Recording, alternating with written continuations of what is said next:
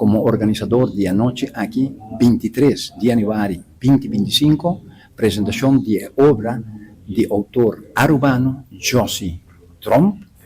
Josie Trump é book que tem uma novela de quase 300 páginas e está no papiamento. El título de Carigüeña para Santa Clara, quiere decir de un lugar para otro, topónimo, nombre de lugar, pero todo esto ficticio. Manera sabisa, den e book aqui, Josie está hibanos, para medio de dos romancos, también una película, y la película aquí también tiene un tema clásico que está bom y malo. De línea corada en el book aquí, y pregunta hasita con gente por tin maldad y no bondad.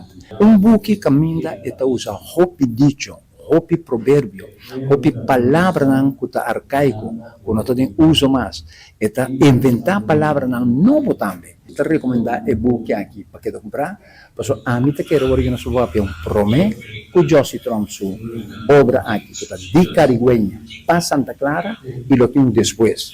Y ojalá el buque quede traducido también fuera de papiamento para otro idioma, para otro gente que tiene acceso para recibir esa aquí.